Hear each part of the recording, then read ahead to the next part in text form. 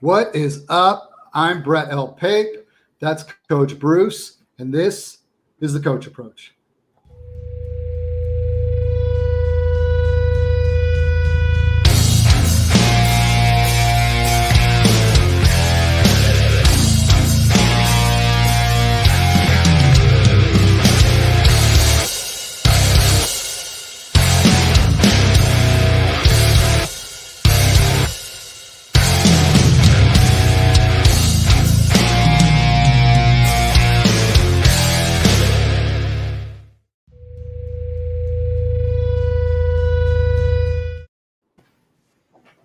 Coach, what is up? To those of you that are watching, appreciate you guys tuning in. Coach Bruce, man, we're finally here. No more preseason. Next time we get to talk about a game, it'll be a real game, man. Can't wait, and I'm looking forward to tonight. Oh, hey, man, I cannot wait. We're finally getting the season kicked off. We're done with all the preseason games. We just got through the roster cuts. We know some guys will get re-signed back to practice squad. There's some movement going on. All of us are working on projections and final redraft rankings and have our final drafts this weekend, man. It's an exciting time in the fantasy football community for sure. Oh, it's about to explode. We just had a couple meetings in the last few days with the ball blast team, and the amount of content that's going to be coming up here soon is it's going to be nonstop. So definitely going to be an exciting time. Definitely going to be a grind. 17 weeks is it's a long season, and I know you are like me, and you have a lot of teams and a lot of leagues that you're in. And tell me about that. How are you feel pretty good about most of your teams going into the season? I do. I mean, I got hit with a couple of injuries. I had a post the other day where I was kind of showing one team that, I lost Cam Akers, I lost Michael Thomas, I lost the other running back that went down, the big running back that just went down. I have Irv Smith on that team. He's out for the year. So I've got 4 guys that I've lost, 3 of them for the year, and who knows what's going to happen with Michael Thomas. And I was almost like looking for that pity party on Twitter. I'm like, man, can you believe? Luckily, it's an IDP league, and my defense is stacked, so hopefully I'll be okay. But, I've got 2 drafts that I've got one. My last draft, which is this weekend, is the Bourbon Bowl that's put on by at Roto Lounge, my buddy Brad. That's this Saturday. That'll be a live draft. And then I've got one that I'm doing with the 16-teamer that is 1 quarterback, PPR, half-point PPR, and I'm in the middle of that draft right now. I'm in the 5th round. We're just closing out the 5th round, so I've just got those 2 drafts left. So exciting times, man, for sure. I got one more draft, and I didn't even know it was happening. All of a sudden last week in the Ball Blast Discord, they said, hey, let's have a redraft league with the staff. So we're up through, let's say, like round 8. It's flex, and it's pretty fun. I'm enjoying it, man. Those guys know how to play. So it's always fun when you play with better competition. Hey, after getting a chance to watch Michelle and Kate in action at the Expo doing some mock drafts and talking through some expert drafts, I mean, those are 2 girls that I already respected a ton. But, yeah, they do a great job. And, of course, everybody knows the Ball Blast team. They've got a phenomenal team. And then we've got a team that we do with The Cut, which is the podcast that, that we're using right now with their platform. And we're in a league. We're in a league with them. That's a phenomenal league too, and there's a lot of great and smart analysts in that league. So it's fun to mix it up with those guys for sure. Yeah. You find out real quick who's the fish when you can't find the one who is the fish because it's you. So it's happened a couple times already. Yeah. But let's get into the cuts, man. I mean, really, a lot of cuts obviously were made. You kind of, as former football coaches. We have relationships with our athletes, and those types of things, man, they're tough on kids that are trying to further a dream. Well, if you watch, Hard Knocks with the Cowboys, they were just talking about that in the episode last night, and I can't remember who the player was, or who the narrator was, but they were talking about how this is everybody's dream is to make it in the NFL if you play football. I mean, that's every childhood dream that guys that play at the college level is to get to the next level and stick and get that contract and take care of mom, right? And you talk about that. This is last night this last week was the last time some of these guys will ever wear an NFL uniform. They're not going to get catch on with another team, and they're going to have to find another career. And so it's as much as a lot of us think that these games are meaningless and it's all about let's get our fantasy rosters, let's keep those guys healthy, let's start. this is a way of living for them. This is a childhood dream. Let's make it or break it. And so I enjoy these games in week 3. You want to call it week 4 for Tampa Bay and Dallas, but I love it because these are guys that play for the passion, the love of the game. They're trying to find an opportunity, and they're going to either, you're going to get your pink slip and you're done, and you hope somebody else picks you up, you get re-signed in the practice squad, or this is it. So I enjoy watching those games and seeing guys, trying to make a roster. Yeah, you're absolutely right. The entire games these last few weeks, it was nothing but guys typically trying to win a job. And it's not just they're trying to impress the guys on the other side of the field as well, because they know that there are opportunities after cut day to go other places. But let's go ahead and get into it. Cam Newton. Yes. Did you see it coming? How surprised? I know we've talked about the whole Cam Newton just a week or two ago on here, and I believe we both said he has earned the right to have the opportunity to try and see what he can do with people around him, which he didn't have last year.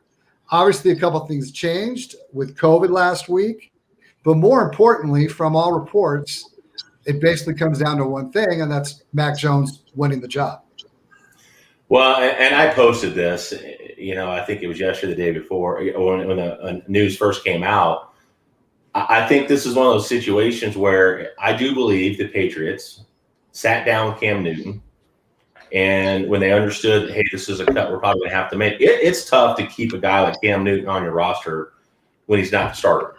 I think it's a very difficult situation. I think what they wanted to create was, hey, we believe in Mac Jones. We took him in the first round. He's the future of the franchise. We're going to do this, but we're also going to give Cam Newton an opportunity to catch on with another team if he's not willing to be a backup. Now, this is all, the guessing game, but I do believe there's probably a conversation between Bill Belichick and the front office with Cam Newton, like, hey, look, this is what we're thinking about doing. Are you open to being the backup? And he probably says no. I would rather catch on. And the famous phrase he had last year is, there's not 32 quarterbacks in the league that are better than me. Right. And I believe he probably has that same mindset, as he should. And so, sure, I will say this. I think Mac Jones, brings up Damian Harris's value goes up. I think Ramondre Stevenson's value goes up. Jacoby Myers' value goes up. Nelson Aguilar's value goes up. I think everybody, Jonnu Smith's value goes up. Everybody in that, and the more skill set perspective and the fantasy football perspective, I think everybody's value goes up just a little bit. And you could say quite a bit for Damian Harris, who Cam Newton is going to dominate red zone touches inside the 5 and 10-yard line. He had 12 touchdowns rushing last year and only eight touchdown passes. So it shows you that they realize, hey, we need to, we're here to win the division. We're here to make a Super Bowl run. And we feel like Mac Jones gives us the best opportunity to do that. So agree or disagree with the decision, I think it was what was best for the Patriots. I think it's what's best for Cam Newton to get an opportunity to catch on somewhere else. There's a lot of speculation about where Cam Newton might land and what that might look like. But I think it's great for the Patriots in terms of, making a run at the playoffs. And I'm excited, especially from a fantasy perspective. If you have Damian Harris, and I'm going to draft now, and I just picked him up in the 5th round, I'm excited to get Damian Harris in the 5th round in the 16 or 4th round, in the 16-teamer. I think it was a 23rd running back, 21st running back off the board. I'll take him with that value with the red zone touches and a half PPR format. Sure. I mean, there's so many different layers to this story, and I kind of don't want to. I'm not ready to jump off of the Cam Newton part of the aspect that guy has been nothing but a great teammate, and he was great for the locker nothing room. short. He was incredible for them, and I think it was an easy decision for the Patriots to make on the football field, and in the locker room, because apparently those days last week, Mac Jones was someone that many people talked about his leadership skills during the time that Cam was away. And obviously that's a factor. You don't want someone in your quarterback room who may put you at risk of missing time. So I think we have to remember too that, Mac Jones was behind Jalen Hurts and Tua Tagovailoa at Alabama. Right. So you can say, well, he really only had one full year as the actual starter. And, he's not a guy that came out was an early declare, so to speak. He had to earn his time. He could have transferred somewhere else, but he stuck it out. And so when you make the argument about, hey, one big year at Alabama, it's like, hey, he was behind two other guys that were starting quarterbacks in the NFL. So this is not a normal situation. This is Alabama. Yeah. So I think there's a lot of us that had Mac Jones ranked as the second or third running back in this class. I think I had him rated above Zach Wilson. Yeah. So I think that then you look at landing spots, but, there's no doubt during the preseason that Mac Jones showed a high football IQ. They talk about it all the time, his ability to get information and not make the same mistake twice. And I think when you're an offensive coordinator like Josh McDaniels and a guy like Bill Belichick, who's such a perfectionist, you see a kid play like that, you're going to get pretty excited and be like, hey, look, we can use Cam Newton for the first 4 or 5, 6 weeks, but we feel like Mac Jones is ready. Cam Newton's been a great locker room guy and a great influence on this program. Maybe it's an opportunity for us to give Cam Newton the choice to say, hey, go ahead and cut me and give me a chance to catch on somewhere else, and we're okay with that. I think it worked out for both parties. Probably so, and I guess the time will tell. And as far as how it works out well for Cam. As far as the Mac Jones part, man, I'm excited. So excited. His value and a lot of those SF rookie drafts back in – I was getting him at 201, 202 a few different times. And he was someone that at that time – you talk about great value. That ended up being great value right away. But with that being said, you talk about how everyone's value on the team increases. What does it do for him, though? I mean, what are you doing? Where do you see him? You probably got to do some projection changes, and I can't wait to talk about your Project 32 here in a few minutes. But in your projections, where do you see that going now? So, man, that's a great question, and it is. So I try to keep up with my projections as part of Project 32. As there's player changes or guys drop or injuries occur, I'm constantly going back in and redoing those projections. So, like, for example, with the Patriots, I had a sheet for Cam Newton and I had a sheet for Mac Jones because I felt like Mac Jones at some point could earn that starting job, and I want to be prepared for that. Well, now knowing that Cam Newton is definitely going to be gone, it was easy for me then to go back and say, okay, I'm going to go through and I can clear out the Cam Newton projections and I can give 100% to Mac Jones. And last year they ran 47% of their plays, pass run was 47% pass. They led the league in terms of, them in Baltimore in terms of rushing attempts. So I took that and said, hey, I think with Mac Jones, you're probably looking at more like 52% with Mac Jones. Because I still think they're going to want to run the football. This is what they do. They don't have Tom Brady, so it makes sense to have a more balanced attack. That's a play action game. Yeah, I've got him, Mac Jones finishing with 28 touchdowns, 10 interceptions, because I think he protects the football. He doesn't make mistakes. It doesn't give you a lot in terms of mobility, but neither did Tom Brady. And not that we're saying that Mac Jones is the next Tom Brady, but I do think Jacoby Myers now goes from, 95 targets, as an example, I have him at right now, to where I only had him at 86 when it was Cam Newton, just because of the volume. Nelson Aguilar. You look at Hunter Henry and, when he gets back, you look at Jonnu Smith. This is great for Jonnu Smith. I was already a Jonnu Smith guy. Felt like he was the best option for them. He can run tight end screens. He gives you more yards after the catch, gives you more flexibility, more athleticism than Hunter Henry does in terms of his speed and his ability to break tackles. So I think it's great for those guys, and it's great for, again, Damian Harris in the red zone. I think Mac Jones is this gives them the best opportunity to make a playoff run, in my opinion. And this is not a knock against Cam Newton from the standpoint of Cam Newton's career. I think he's had a great career. He's a former MVP. I do believe the guy can still play. I think he had the one game in the preseason, was like 9 of 10. He looked sharp. His ball had some zip on it. He was accurate. I think that, hopefully there's an opportunity for him to continue his career. But I do believe that Mac Jones gives him the best opportunity, both in the short term and in the long term. Absolutely. And it just makes this class even more exciting when it comes to the quarterback spot. And every one of them. I used to worry more about Zach Wilson's possibilities. He was the one that I was most concerned about possibly being a bust, but he seems to be just as composed as the rest of them. It's been outstanding. All 5 quarterbacks, and I always talk about, hey, look, one of these quarterbacks is probably going to be a bust, but you've got 5 quarterbacks, I think, taking the top 15 picks. they all have looked great in the preseason. They have all had moments where they've flashed. They've had moments where they've made some mistakes. But at the same time, here's my biggest gripe. And I know at C. Williams NFL from the cut is going to be all over this, and so are a lot of other people. Are Justin Fields stands and supporters.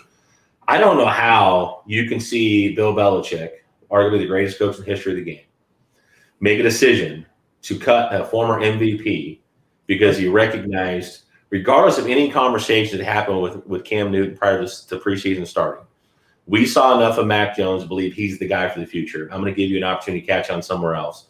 But Matt Nagy, the conversation is, well, I made a promise to Andy Dalton. You made a promise to Andy Dalton before you picked Justin Fields and traded up to get him. Right. Absolutely. If I can just interject. Yeah, of course. Yeah, I would. To me, I truly believe he believes what he's saying, meaning that what he saw with Patrick Mahomes, he truly believes that was real beneficial for Patrick. Right or wrong, he's willing to die on that at the benefit of giving him as much time as they think he may need to sit. And you kind of, for me, I have become resolved to that. Like, that is it. That's the way it's going to be. And wait and see how long this is really going to take. Because if he folds pretty quick, I'd have more respect for him if he actually believes what he's doing. I don't think it's about a promise that was made prior, because we've seen there's been plenty of times where teams have backed away pretty quick from things that they've said to A, the media, and B, the player. Yeah, it just seems like, I guess from my point, because you make a great point, from my perspective, I feel like if a guy, you can say, and this was, look, I coached high school football, I played Division III. I'm not a guy that played in the NFL. I'm not a guy that ever got to that level, so I get it. But every season, your coaches always tell you, I don't care what level, at least the great coaches that I've had the pleasure to play for, everything was an open competition. Now, if you've got a quarterback and you've got Tom Brady, okay, you can say it's an open competition. Everybody knows Tom Brady starting week 1. Sure. You can go to other teams. Yeah, like Trevor Lawrence. They said that wasn't that was an open competition, but it wasn't. Everybody knew Trevor Lawrence was going to start. So there's a times when there's coach speak and you got to sift through the bullshit. Then there's times where they say, hey, I think there's some coach speak that has some legitimacy to it. And I certainly understand your perspective in saying that, hey, look, I don't think Matt Nagy, it's about keeping a promise. I think it's more about, hey, he truly believes that facing Aaron Donald in week 1, let's wait until we face the Lions in week 4. And maybe that's the best time to start. And look, there could be some truth to that. But I look at it like, if I'm a coach going into year 4, I think it's year 4, and I have an opportunity to continue to be an NFL coach, okay, because that's what I want to be. I want to lead the charge. I want to be the guy. You were there for the future. Yeah. I made the mistake of Mitch Trubisky, because he had a voice in that. We've moved on. We traded up to get Justin Fields. We brought Andy Dalton in, not knowing we were guaranteed to get a quarterback in the draft. We did. So things have changed. And I think that Justin Fields has done enough in the preseason for me to go, hey, my job's on the line. I can take the safe play in Andy Dalton. I got to get my playmaker out there. We can agree to disagree. I'm not saying that we do disagree. We're not disagreeing. But I just feel like, God, I have a tough time not putting. The guy I totally get it. I feel exactly the same way. All I'm saying is, I really believe what he believes what he's saying. Like, there's some truth to this work for Patrick, and let's do it. So, but let's move on. That brings us to the whole quarterback class itself. And one of the things that, as former high school coaches, I remember the later I went, or the longer I coached, the longer the off-season programs were, where at the end, there was no longer any off-seasons. These high school kids are out there throwing all the time. They have those coaches. It's incredible amount of work these kids put in. And so to see classes like we've seen the last few years, I'm not that surprised, because it's a big business. This draft class is going to be right up there with the 1983 draft class with John Elway and Jim and all those guys. And I think this is that draft class that is going to be talked about 20 years from now. I think they have a chance to be really, really special and have 5 quarterbacks drafted in the first round that all make it and all have a great career. You can talk about landing spots. You can talk about whatever you want. But there's a lot of similarities between the John Elway and the Jim Kelly in that draft class and what that draft class meant, and the number of guys that made the Hall of Fame from that class. This class has that opportunity, and I think that Zach Wilson was a guy that a lot of people questioned, being his second year playing at BYU, he's not in the SEC. He's done everything in this preseason and what he's done in camp and what he's done to earn the respect of that locker room that I think there's a lot of us that have flipped and said, hey, this guy is legit. And with the offensive line they've got, Elijah Tucker, what they've Mekhi Becton, and what they've done with that offensive line and bringing Corey Davis in and those things. We can talk about Chris Herndon. I know we're going to get into that a little bit, but I just think Zach Wilson's got a chance to be special. I do too. I have been so impressed with how composed he's looked. Now, again, this is preseason, but he did start every game. It wasn't as if he was going in late. Like Mac Jones did not face too many starters, where Zach Wilson, I would assume, most of the time he did. But just all of them. And what did you think about what they're doing with the last preseason game with the 49ers and doing the platoon and with Jimmy G and Trey? I loved it. I'm so glad we got into this. And I think we probably both, having coached the high school level and being, for me, an offensive coordinator, it is so much fun when you can it reminds me of college football. You got two quarterbacks. You're not really sure who gives you the best opportunity. They both flash and they both make mistakes. So let's play them both, and let's give the defense something else to think about, because it's really two different offenses depending on who's in there. I love what the 49ers did this last weekend. I love that you're making Kyle Shanahan, Sean McVay, Kellen Moore, these young offensive coordinators that just have studied the game for so long and learned underneath some great offensive coordinators themselves. But I love what the 49ers did. Is it sustainable as you get into week 8, week 9, week 10? Probably not as much. I think you see it more of like the New Orleans Saints, where it becomes, hey, in certain situations we feel like there's an opportunity to mix it up a little bit. But, man, if you can do that the first 2 or 3 weeks and you make a defense go into a game and go, man, not only do we know what Jimmy Garoppolo does well, now I got to worry about what Trey Lance does well. And it's a different ball game. And so I love Kyle Shanahan. I love what the 49ers are doing. As a Cowboys fan, that hurts, because you can go back to the early 90s. It was always between the Cowboys and Niners who was going to the Super Bowl in the early to mid-90s. But I'm super excited. There's certain teams you love to watch. And, of course, I don't think there's ever a football game I don't think is fun to watch. But I'm super excited to see what Kyle Shanahan does in the first few weeks, until I think there gets to a point where Trey Lance becomes the guy. But it makes you – what he did in the final week of the preseason, 1 week before your season starts, to make your defensive coordinators go, shit, are you serious, man? Like, I got a plan for both these guys now? That was a genius move on his part. Whether he decides to go that route or not, week 1, I thought it was a great gamesmanship on his part. I kind of think he's gonna, in my opinion, and that I believe that it allows him to do two things. It allows Jimmy G to kind of calm the situation down if needed, and at the same time, it allows Trey to start developing now without the entire offense on his shoulders. He's going to have a system simply for him.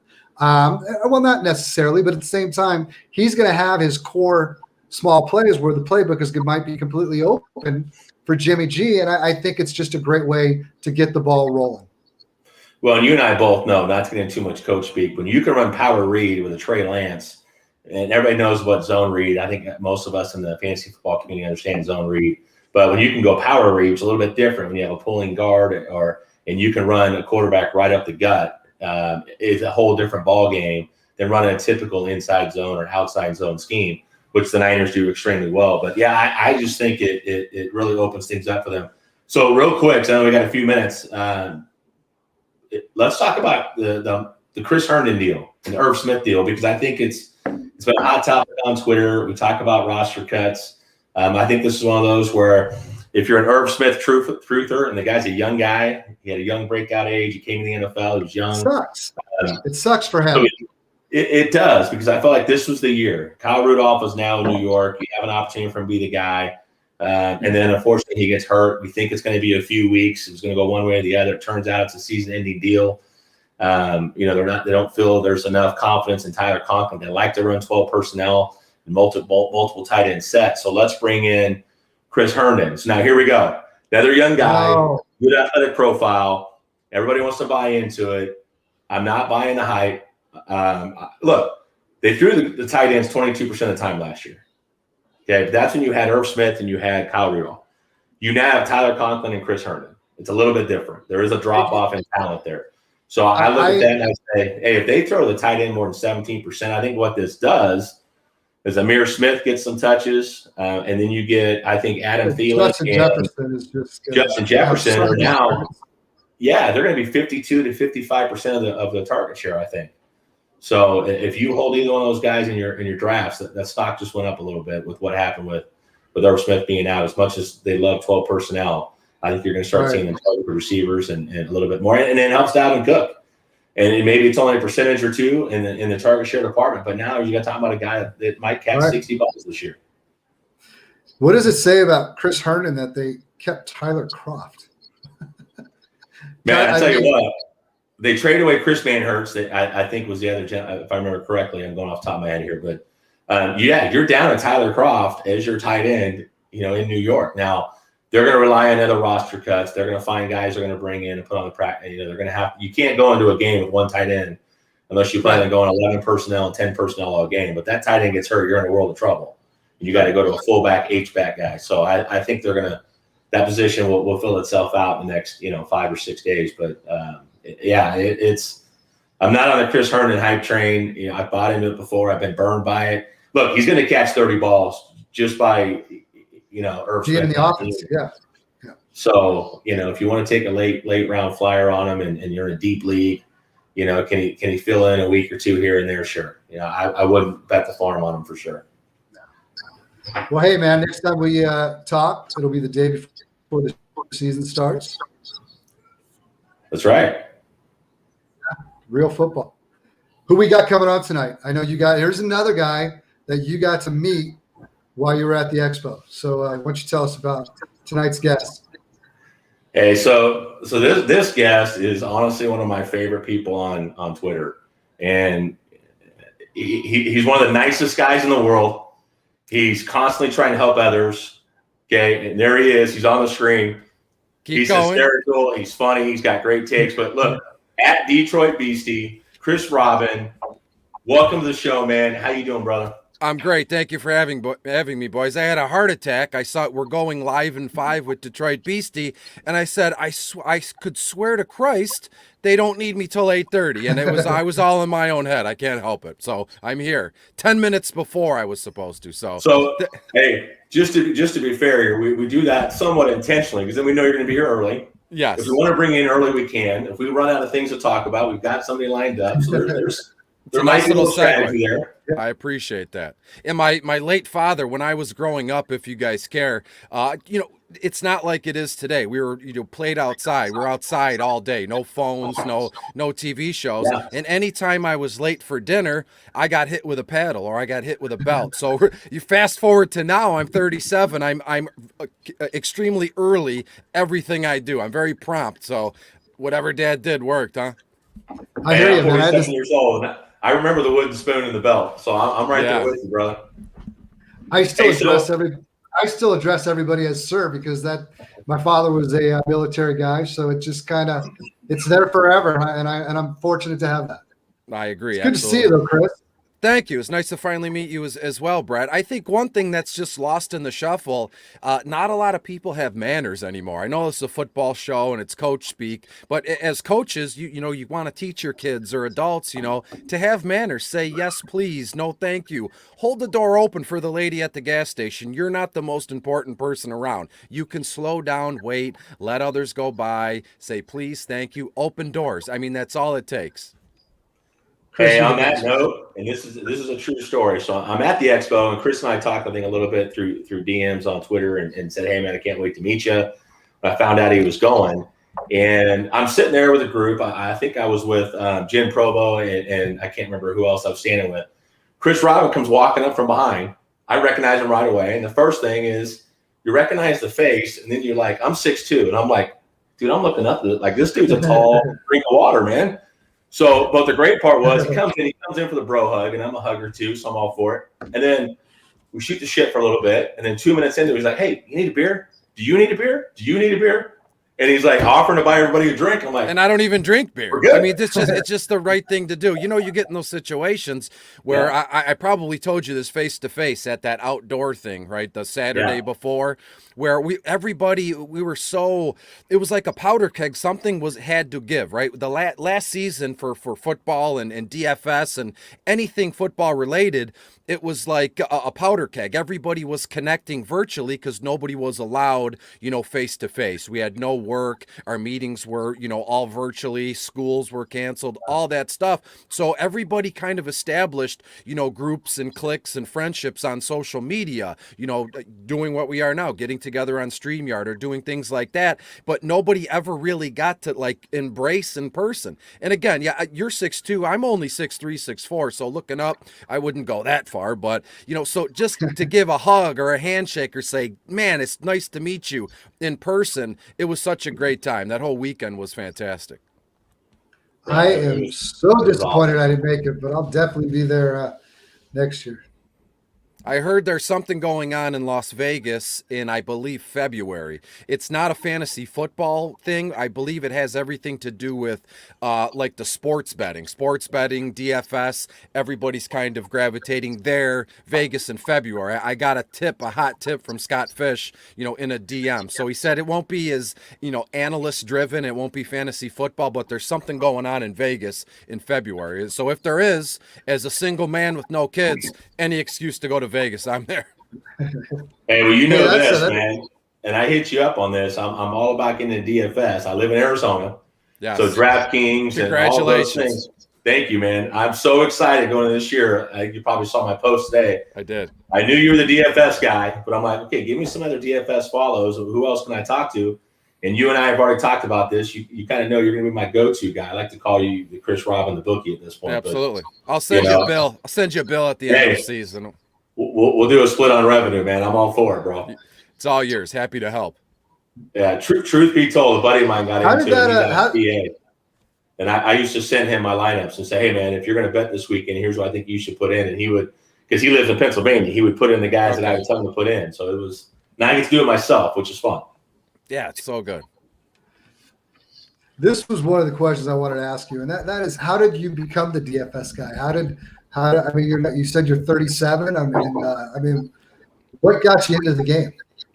Well, to be honest with you, one day driving home, probably in 2010, I believe FanDuel was created in 2009. So I waited a few months. I heard a commercial while I was driving home on the freeway. And nowadays, you can't even turn on the TV or the radio without hearing a sports book or DFS promo or commercial. You hear them constantly. And I saw that, I heard it, and it kind of registered because at the time, I've been playing seasonal fantasy football since I was a kid, since like 1995. I was in 5th grade. I've told the story a million times. And I looked at DFS as something new, something different. It was challenging.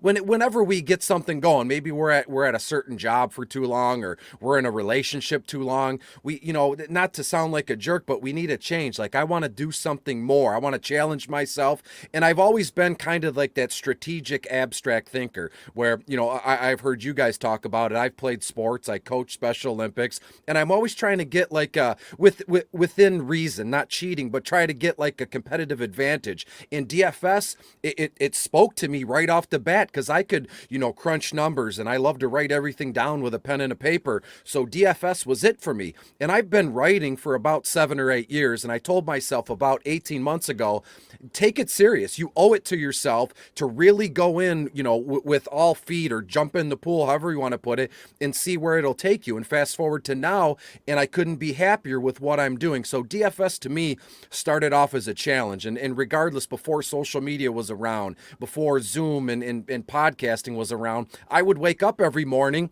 and write my notes down, write every matchup going on, whether it was hockey, baseball, football, and then little notes. I would highlight stuff. I have notebooks that go back probably 10 or 15 years with every transaction I've made or every DFS contest I've ever entered. I log it all, but that's the beauty of it to me. The money at the end is that's pretty cool, but I enjoy what I'm doing now. The process, yes.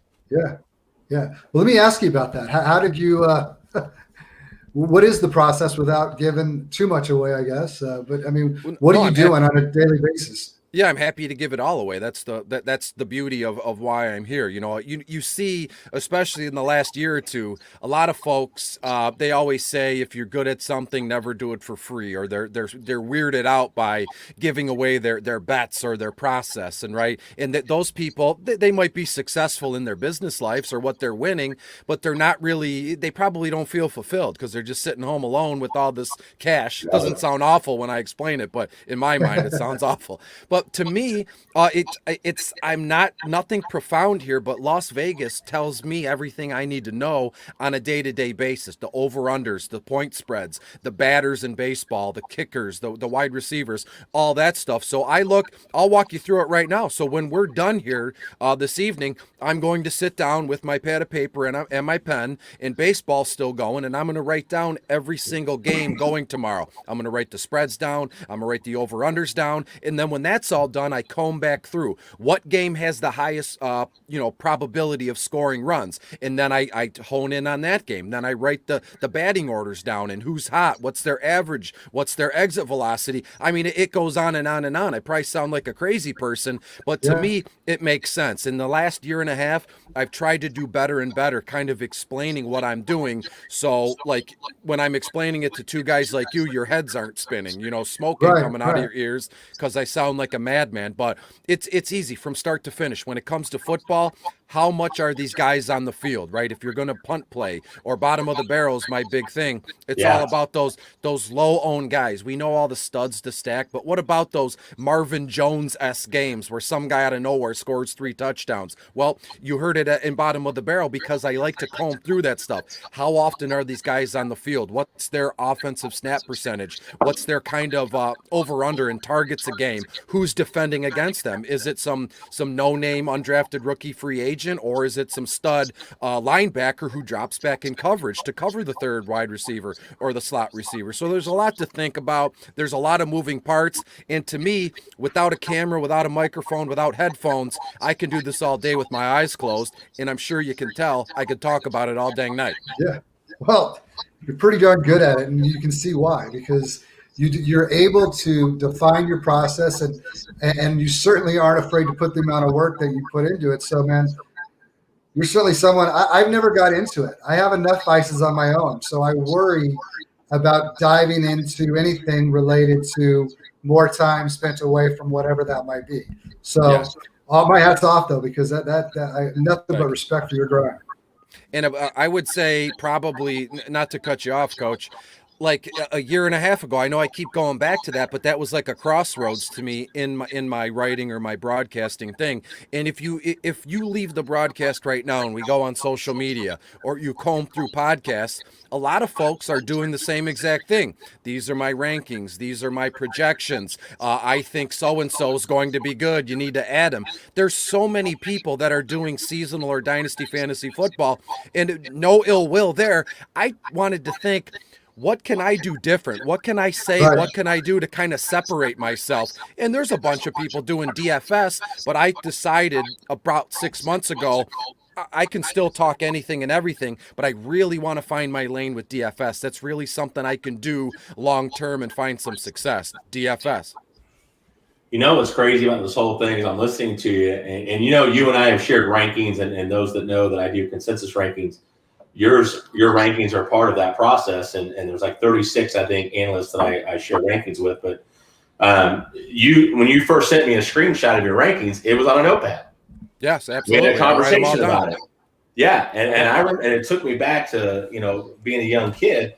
I used to grab the Arizona Republic, which was a newspaper, and I would write down the stats of every baseball game, look for hitting streaks because I got pages of Stratomatic baseball and fantasy baseball long before the fantasy football. And I'm like, God, this guy set you like right up my alley, man. I mean, I'm such a freaking stat nerd.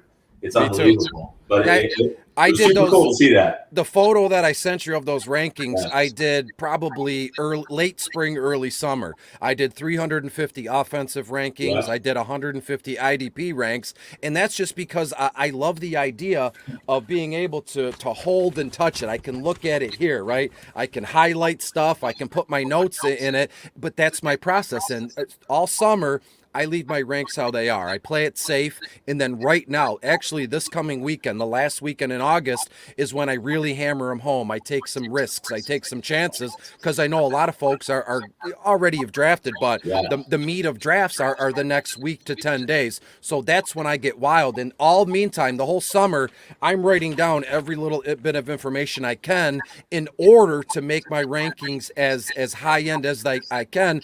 It started for me personally, but I know everybody else likes to take that stuff in. So I try and hone it for everybody else, including me and all my friends. That's how it started. Let me rank for just us guys in this league, and it's kind of spread out to anybody and everybody who wants to see them, read them. And for anybody that gets a chance to watch this, man, I mean, Chris, you've taught me a ton about rankings, and I use yours on Fantasy Pros. I had a call last night. I won the work fan home league like 3 out of the last 4 years. So this year I'm ducking out of it and letting those guys have some fun with it. But a couple of those guys called me for some fantasy advice, and the first thing I tell them is go to Fantasy Pros, look at Chris Robin. Those are his rankings. Those are the rankings I would use. But and that's even saying me doing my own. But I'm smart enough to know, but somebody's more talented than I am, use their information over mine. But I used to do rankings every week. And I think you remember I used to post them all the time, and I learned very quickly. I'm like, that's way too much, man. So I haven't done them in a month and a half, and I'm finally. And that's fine.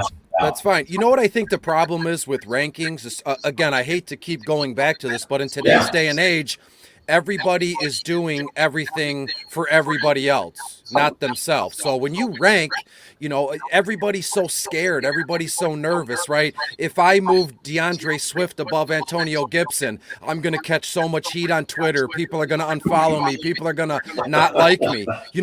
That's an insane way to think, because you don't live your regular everyday life like that when you're at work or when you're driving. You don't live like that. So I think the best way to rank is strictly and foremost for yourself. Can I live with these rankings? These are mine. I created them, and I'm going to use them personally and maybe a little bit professionally with the people I work with or the guys I grew up with. I play in my home league. So if anybody's watching, I don't rank for other people. I know a ton of people like that. I don't want to make this move in my ranks because I know guy X, Y, and Z on Twitter are going to put me down, or they're going to share something nasty about me.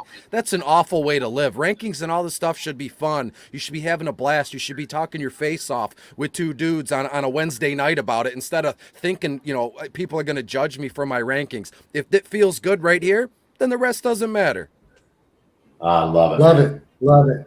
Hey, so you told us a little bit about, and I love the way you dove into how you your process at the DFS. Every guest I have to ask, because I so want to learn and I want to get better on my own. And so with that being said, what's your process? How do you told us about box score, you told us about the odds. What are you doing with the rankings? You know what? This is another fantastic question. Thank you for this. What I've noticed is it's probably not the most popular thing, but if it works for me, the old saying, if it's not broke, don't fix it. I'm sure the three of us together watch more sports and highlights and football tape than most people do, right? And everybody's quick to take to social media and go, well, I'm an analytics guy, or I'm a video guy, and then the two butt heads and they fight and nobody really wins. I'm a big eye test guy. I can talk analytics with the best of them. I can talk video with the best of them. But I'm telling you, as a man my age who's seen everything that I've done, seen everything that I've seen, the eye test is one heck of a good process here. There's no kind of, what's the word I'm looking for? There's no substitution for the eye test. So if I get into a situation where, it's like, as I said, DeAndre Swift or Antonio Gibson, you take what you saw last season, right? Both were very well. Where are they going this coming season? So you use a little bit of that in your cauldron or your witch pot, whatever, and then you look at what's going on now. Antonio Gibson is firing on all cylinders, right? They're looking to use this kid, 17 times in one series as much as possible. While on the other end, DeAndre Swift looks not I don't want to say not healthy, but he looks a little overweight and he hasn't practiced much. He's had a couple soft tissue nagging injuries, just stuff like that. He's going to be fine for week one, but what's his cardio going to look like? So for that simple fact, I would kind of bump Antonio Gibson up. But take what I'm saying about comparing these two players for the entire scope of 150 guys, right? And of course, you take in, what's their starting role, what's their team, well, how were they used last year, what do we expect them to be used like this coming year? And look, I don't have a crystal ball. I might have one. It's a secret for DFS, but when it comes to crystal ball for my rankings, I don't have one. It's a crapshoot, right? There's a lot of kind of luck and just goodwill that goes into having high-end ranks at the end of the season. Week to week, it's kind of a crapshoot. You can hope and shoot for the best, but when all is said and done, I'm the only one that has to live with it, like I said moments ago. And if week to week or at the end of the season, I know that I did my best, I had a blast doing it, then that's not all that matters. Everyone holds up their I'm the best ranker trophy, and that's great. I'd love to have a bunch of them behind me when I'm broadcasting, but that will come. When I put in the time, when I've done what I'm supposed to do, that stuff will come. But in the meantime, I'm having one heck of a time, crunching numbers and writing stuff down and ranking guys against each other. You brought up a great point with Antonio Gibson. Like I look at that, I know you got Dalvin Cook and there's some other running backs out there, but I look at Antonio Gibson as a former receiver and what he's done in transition to the running back position, what Washington's trying to do offensively. And I'll make a bold statement here, but Antonio Gibson to me is the closest thing to Christian McCaffrey that we have in the NFL right now. From a reception standpoint, from the running back position, what he's able to do in that offense if used properly. Yeah, I don't deny that. I don't deny that. And, in that division, too, the NFC East, I was going to say it's not going to be easy, but I'd be lying. That division is Washington's for the taking. That defense is unbelievably talented. And I think the Washington football team wins that division. Might be a topic for another conversation or another broadcast, but Antonio Gibson in that division with the likes of Miles Sanders or Ezekiel Elliott there, I mean, he has a chance to really show up and show out in terms of who's the better running back overall in the NFC East. As a Cowboys fan, that hurts, but I'm also smart enough to understand the entire game of football and what Washington has defensively with that front seven is the best in the league, in my opinion. And I think that if they can they're a quarterback away from being really good for a long time. Absolutely. I said that this time last year. Can you imagine a quarterback like a young mobile quarterback like Trey Lance or Justin Fields or Lamar Jackson on that Washington football team? I think they would win 12 games a season if that was the case. And really quick, if I may go back for a moment, when you look at a comparison like Zeke Elliott or Antonio Gibson, everybody says, well, there's no way you could put Antonio Gibson over Ezekiel Elliott. And the number one kind of, selling point or argumentative point is Ezekiel Elliott was so good for all those years and he caught how many balls and he was the heart and soul of that team. I'm not saying that Ezekiel Elliott isn't the heart and soul of that team. So when you compare a young kid coming up to a guy kind of, not in the twilight of his career, he's like in his mid to late 20s, but Zeke Elliott has done it. He's had his moment in the sun. So if he needs to kind of keep that pace up because we know the running back position, there's just a high turnover rate. So if I say I like Antonio Gibson over Ezekiel Elliott, I'm not saying I like Antonio as a man. I'm just saying that Zeke Elliott has had his time in the sun. Can he keep it up? If not, you got a young, hungry kid like Gibby waiting to take it from him. And I'd rather be early on that than be left behind holding my hat on it. Well, I think part of that too is you look at the offense and then the team construction and what that looks like. And I'm a big Zeke guy, obviously, as a Cowboys fan, and understand that he could have won the rushing title 3 years in a row if not for the 6-game suspension. But I'm also smart enough to understand, again, roster construction and where you're at. The Cowboys have brought in CeeDee Lamb. They have Michael Gallup, right? They have Amari Cooper. They have Blake Jarwin. They have Dalton Schultz. They have become a team set up as a roster to be able to try to beat you in the run game, but also beat you in the passing game. Whereas Washington is more, I get Logan Thomas. I love his story as a quarterback out of Virginia Tech, what he's done. But I also love what they're doing with De'Ami Brown and Terry McLaurin. But I think Antonio Gibson is that new wave running back that is so great out of the backfield in terms of receptions. They can still give you, something in the run game that I'm high on. I think that Elliott outscores him this year. Just I think Zeke looks great.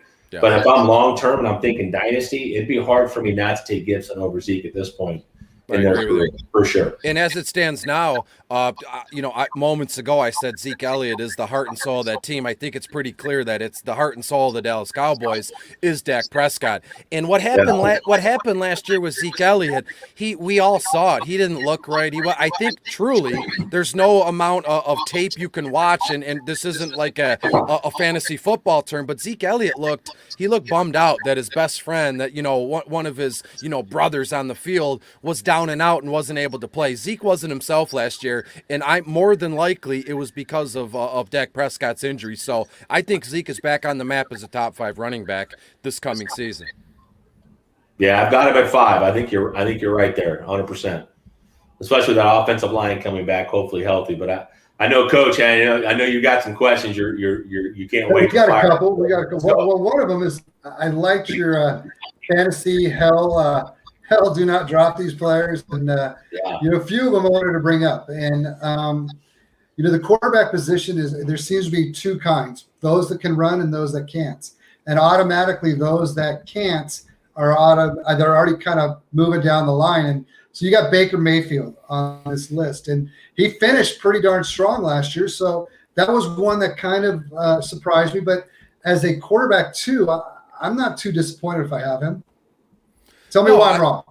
Well, you're not wrong, and I'm not right, and you're not wrong. We can agree to disagree here. But last season, Baker Mayfield, again, anybody can, throw out these stats. I think he ranked 17th in pass attempts, 18th in passing yards, and 14th in total touchdowns. Kid had 26, 27. I think he had 26 on the air, and he ran one in. So right off the bat, Baker doesn't offer a lot, if anything, with his legs. And in today's NFL, in the age, everybody loves that scrambling quarterback. Look at Dak, look at Kyler Murray, look at Lamar Jackson. So when you comes to Baker, his upside is kind of capped there. And again, I used upside as capped. It's kind of a fantasy buzzword. I don't like to, get into that talking that way. But with Baker Mayfield, he's on a good team, a up and coming team. They've been down and out for so long. Gives me hope as a Lions fan. When you get to Baker Mayfield, right, they're happy pounding the ball down your throat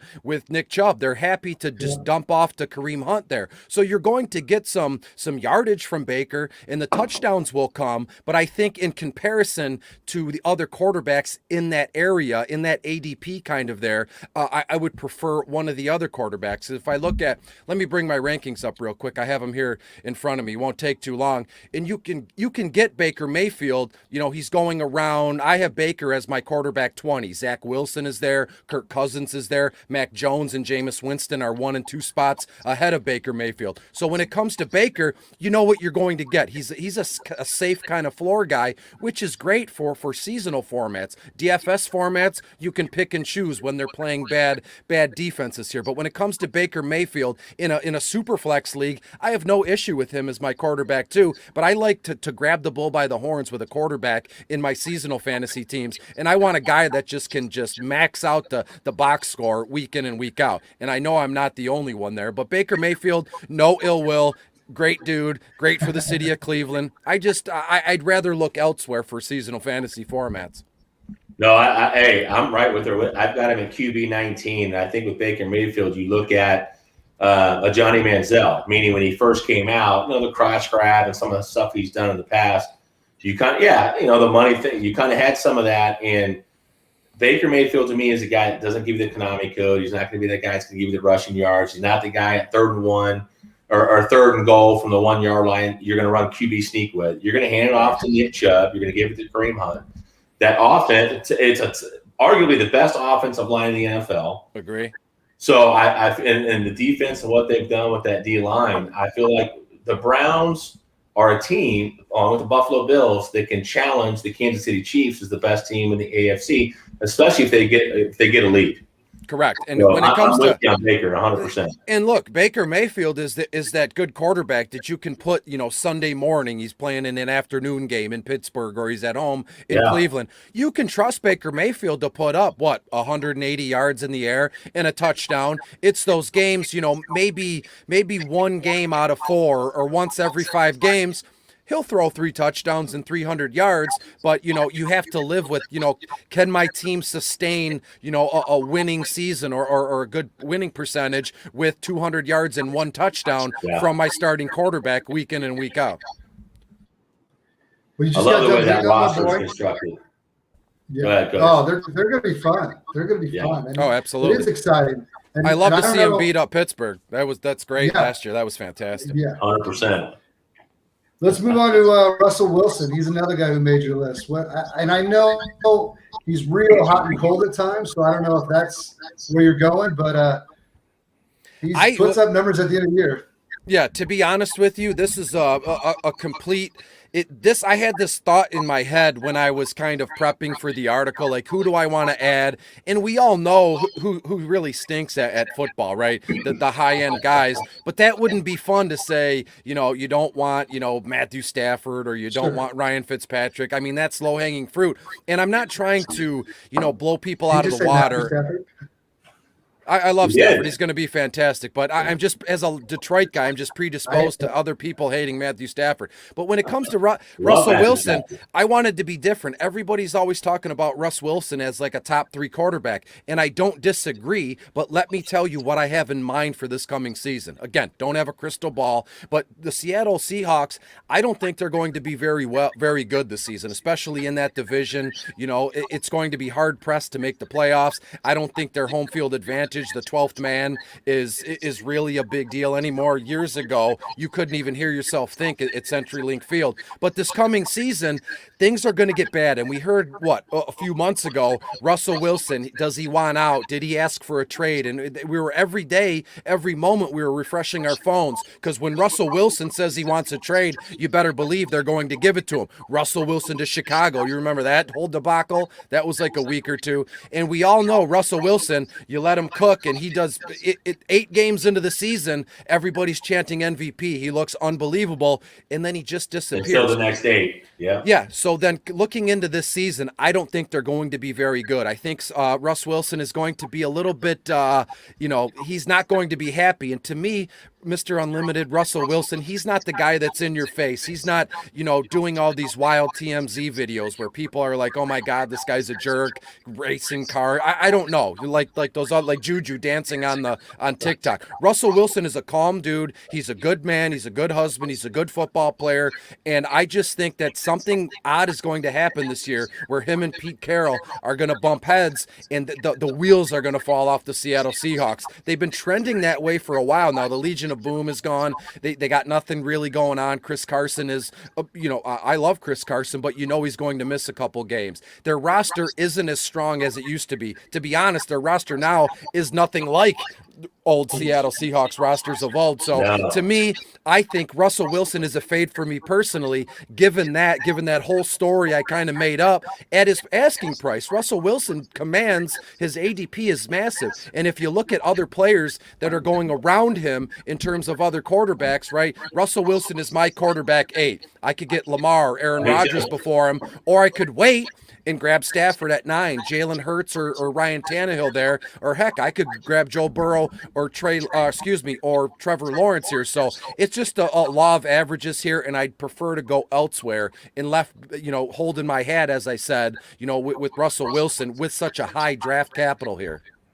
No, what Seattle's done with Shane Waldron, the new OC, who I think is a good OC, but I think the difference is Russell Wilson's used to attacking teams in the deep game with play action outside the numbers and going vertical, where Shane Waldron's more, let's attack middle of the field. And so you're going to have some adjustments in terms of route concepts for guys like Tyler Lockett and DK Metcalf. I can't remember what Matt Harmon said on reception perception. We broke down, I can't remember what the percentage was, but so many routes DK Metcalf ran were post routes and go routes. And he's going to have to run a dig route. He's going to have to run a hitch every once in a while. And so I think there is going to be some with Russ saying, hey, I want to cook, but you're asking me to throw a 5-yard hitch when I'd rather throw a 30-yard post route, which is more exciting. And so it's going to be interesting to see how that plays out with the new offensive coordinator. And it's funny because Pete Carroll's kind of going against what he's known as. The pound it, let's have a great defense, let's flip field position, let's force turnovers, to almost like saying, hey, it's 2021. We got to be a little more offensive to make it exciting. and it might bite him in the butt. I think it's between San Francisco and the Rams. If those two teams stay healthy, who wins the division? And it's going to be Seattle and Arizona. Agreed. That's probably the most exciting division for me personally to keep an eye on this season. Yeah, I agree. It's such a great division. Another recent thing I just saw was where you were talking about guys you really like, or most importantly, talking about Rob Tonyan and believing he can be a top 10 tight end again, where a lot of people are fear of there's no way he's going to match what he did last year. That's why you do differently. You know why I'll tell you what, you know why I think people act that way or why people say this kind of stuff is because that's a safe bet, right? A tight end out of nowhere scores 11 touchdowns. And how often do we see a tight end kind of repeat that other than Travis Kelce here? So it's easy to just say it's in passing, right? I can say, what do you think about Robert Tonyan?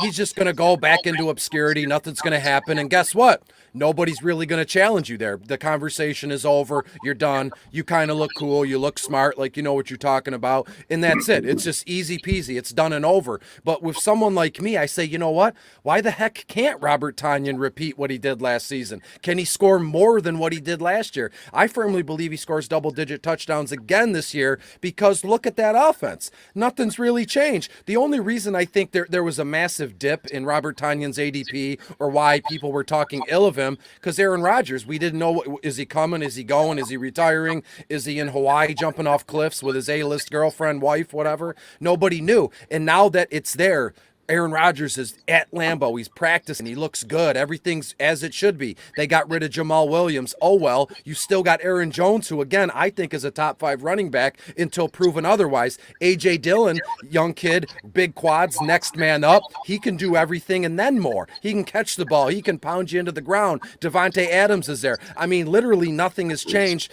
for the Green Bay Packers in terms of what their offense does, in terms of, like, the skill position, wide receivers, tight ends here.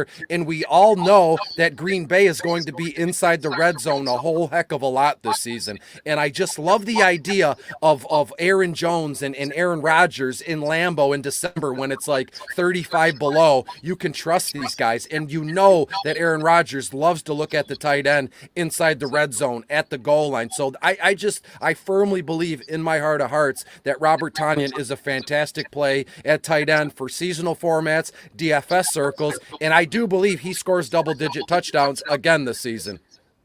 Yeah, I've got Robert Tonyan at tight end 11, and I can make a huge argument for moving him up into the top 10. I think that you're right. First of all, you're talking about Aaron Rodgers, who could take the entire preseason off, show up in week 1, and throw for 4 touchdowns. Absolutely. The guy has absolutely figured it out. He's an absolute, what he can do at the line of scrimmage, pre-snap, and check into something else. He's so unbelievably talented in terms of football IQ. When you have a Devontae Adams, who to me is a true dominant wide receiver 1, and then you can take an A.J. Dillon, and you can take an Aaron Jones, and what they can, and even Kylan Hill. I even like Kylan Hill as the third back. Absolutely. What they can do in the run game off of play action and Aaron Rodgers being so accurate. I love what Robert Tonyan can do in the middle of the field. And then you bring in Amari Rodgers, and I think Amari Rodgers has a role. That offense is so scary where, to be honest with you, covering a tight end is probably last on defensive coaches' list of things to kind of pay attention to. And as you said, simply put, Coach, Aaron Rodgers is no dummy. He sees all that stuff. He sees 5, 6, 7, maybe even 10 steps ahead of what we're doing and specifically what other coaches are doing. So, again, I see Tonyan with a double-digit touchdowns again, and I'd bet the farm on that. And you're in Arizona now, so let's place a bet. I don't know what the odds are, but let's place a bet. And I can promise you, I'll say this about Robert Tonyan. Not only hit double-digit touchdowns, his receptions and targets are going to go up in 2021 from 2020. 100%. Yeah.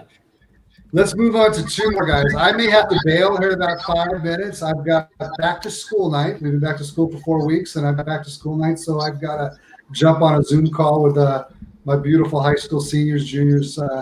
So I got to take off here in a few minutes. But 2 guys that you mentioned over the last few days. Cortland Sutton, which really makes me excited because I was really high on him last year. I got a lot of he's on a lot of my roster. So I'm excited that you're excited about him. And then also Derrick Henry. So start with Cortland. Tell us why you're excited and Tell us why people are silly for thinking that Derrick Henry is not going to be much. I'm going to be.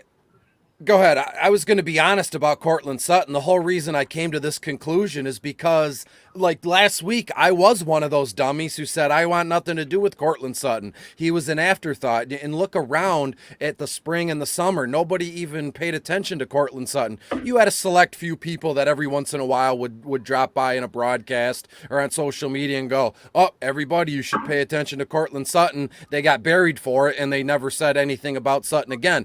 Look at what happened in Denver's last preseason game. Sutton made this. I don't know what kind of route it was. I would say he cut on a dime right in the middle of probably like 8 to 10 yards from the line of scrimmage, right, and it was man to man. Yeah, a speed out. Yeah, a speed out. He made that cornerback. I don't know if that was what their opposing starting quarterback or if this kid's been cut by now, but he put this kid on ice skates in the center of the field, and he looks good. He's confident with his knee. He's able to shook and jive and run. That's a big sign for someone coming back from a nasty knee injury. That's a real thing. Shaking off that rust or being kind of apprehensive about putting pressure on it or using it to its maximum ability in fear of, I'm going to be back in the trainer's office or I'm surgery or laid up. Cortland Sutton looks like he doesn't care about any of that stuff. He's healthy. He's ready to go. And when he was healthy, he was the absolute wide receiver 1 alpha on that Denver Broncos team. So right now, everybody is kind of sweeping him under the rug. It's not an issue. And here we are about 10 days from the start of the season. And Cortland Sutton is a massive buy in any and all formats for me. Any concern, because everyone talks about that he's more of the vertical guy, and then you've got Fant and Judy underneath. Any concern with Teddy getting the job over Locke? No, I think we know what Locke brings. He's kind of a YOLO guy. He reminds me of kind of like a Fitzpatrick guy, just throw it up there and hope my guy gets it, right? He's willing to take, unbelievably bad risks. Sometimes they pan out and that's it. But Teddy Bridgewater is a solid professional quarterback. He can do what you need him to do to a certain extent. And I think that Denver thinks, well, Teddy, we know what Teddy can do. Teddy knows what we expect of him. He'll get us to where we want to go. And we might have to throw in a couple little tricks or a couple little things to kind of put us over the hump, and they're okay with that. And those extra little things could be Javonte Williams a little bit more often, maybe Noah Fant across the middle of the field more often. But Teddy Bridgewater, I hate to use the term game manager. I don't think Teddy Bridgewater is a game manager. He's a solid professional football quarterback. And with someone like Cortland Sutton here, you get that argument all the time about all these other teams. Too many mouths to feed. I can't stand that. Talent will always win out. KJ Hamler is pretty good, and Noah Fant is good. That's cool. But talent will always win out, and you can clearly see on the field who's better than not, and who can play more, who can run, who can go up and get the ball better than the rest. So more times than not, the alpha wins out, or the more talented offensive player will make himself known, and there won't be an issue. So too many mouths to feed is fine. Let everybody else figure out what happens after Cortland Sutton gets his. Beautiful. I'm going to jump in here. This is like the first thing that we've talked about that I disagree with you a little bit on. And I think Cortland Sutton, I know, right? I think Cortland Sutton's skill set is absolutely as an alpha receiver. I think he's got a great skill set. I'm in a co-manager league with Linda Lyons, who's one of my favorite follows too. And we huge Denver fan, yeah. Yeah, we took Cortland Sutton in that draft prior to the decision to go with Teddy B. I'm not a Drew Lock fan, but I know what Drew Lock can do from an arm talent standpoint outside the numbers, which I think fits more what Cortland Sutton does. I think if you're going to go with Teddy B, yeah, he completed 69% last year with Carolina, but I still go back to a career 3.4% touchdown rate. Last year with Curtis Samuel, Robbie Anderson, and DJ Moore, he only had a 3% touchdown rate. He's never thrown for more than 15 touchdowns in a single season. That was the reason for me where I felt like the move to Teddy B hurts Cortland Sutton in the red zone more than anybody else, because I feel like that's where he can shine with the Drew Lock from an arm talent standpoint. And so it's tough for me because I look at Teddy B and I go, love the guy. I mean, he just reached out to Sean Payton and the New Orleans Saints and asked how they're doing with the Hurricane. Such a great locker room guy and such a good dude and complete passes, but I worry about the ability to attack teams vertically. that if I'm an opposing defense, I'm saying, hey, look, I'm going to force you to throw it underneath. I'm going to come up and I'm going to make tackles. And Teddy B will complete 70%, but the yards after catch are so critical. So it's why I feel like Jerry Jeudy might be the lead guy this year, because he can take a screen, he can take a 5-yard hitch, he can take a slant route, and he can take a pivot route or a choice route, and he can give you yards after the catch. With Cortland Sutton from the outside may not give you that. Now, I may be wrong, because let's see what the offense is. I just don't believe enough in Pat Shurmur as an offensive coordinator to recognize his talent and utilize it. Yeah, you're right there. And I just want to say, if it makes any sense, this is easily found, but Cortland Sutton is his first 2 seasons as a professional wide receiver. He ranked 6th overall in red zone targets at 23. So if you can get in the red zone, I'd like to think that Cortland Sutton is your guy. And I'm with you, though, Bruce. I love Jerry Jeudy, too. And it's going to be something fun to see how it shakes out, the first few weeks of the season here, when it matters, I just feel like Shermer's going to want to pound Javonte Williams. He's going to pound Melvin Gordon. He's going to go. Very fine with that. I love Javonte. Yeah, me too. I love Javonte. And real quick, I'll keep it quick and simple with Derrick Henry. This guy is a monster. I'm sure, hopefully you saw my video. I'm not an egomaniac to think you've watched everything I've ever done here. But Derrick Henry, it's not normal. He's, Coach Bruce, Derrick Henry is my height, but he's probably 180 more pounds than I am, and he's just a monster of a man.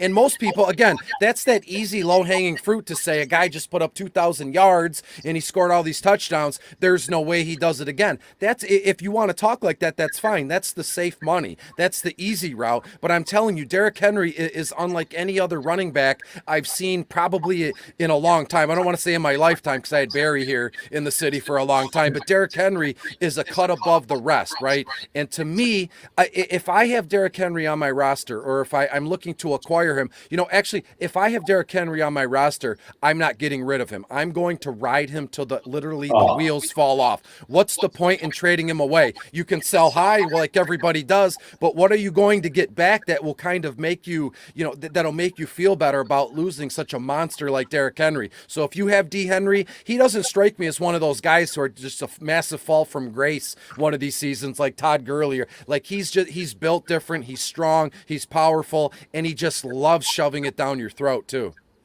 Well, I think what's crazy about Derrick Henry, I have him even in a PPR format in redraft. I've got him as RB4 because I think what he does over 17 games, if you've seen any workout videos or you look at it, the amount of carries and volume he had in his first couple years in the NFL, I still believe absolutely Derrick Henry has another 2, maybe 3 really good RB1 years left in an offense now that features Julio Jones and AJ Brown.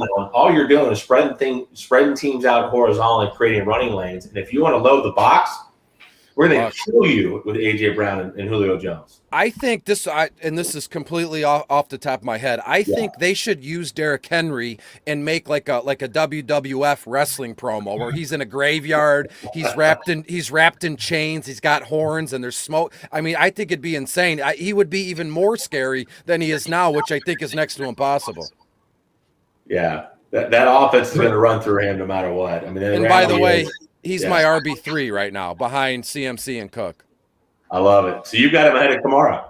Correct, yeah. Yeah. And the only reason why I bumped Kamara into my top 3 was because of the decision to go with Jameis Winston. I felt like I helped him out. And really quick, it just came to me, I've seen a lot of people argue. I don't argue much, but I've seen a lot of people talking about, well, I'm going to give the edge to Alvin Kamara if it's PPR because he'll catch more passes. Yeah. But last time I looked, fantasy football is about yardage and touchdowns. And what Derrick Henry lacks in receptions, he more than makes up for yardage and touchdowns. So the argument, I could poke holes in it all day. Yeah, I think that's the great debate on Twitter right now. When you look at people's rankings, is everybody's got McCaffrey, Kamara, Cook, and then from there, after the top 3, the consensus is it Derrick Henry? Is it Zeke Elliott? Is it Austin Eckler in a PPR? I think he goes for 800 yards rushing, 800 yards receiving. He can have 100 catches for Austin Eckler.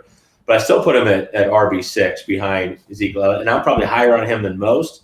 But, yeah, Derrick Henry, if he can go for another 2,000 yards, he's going to give you 14, 15 touchdowns.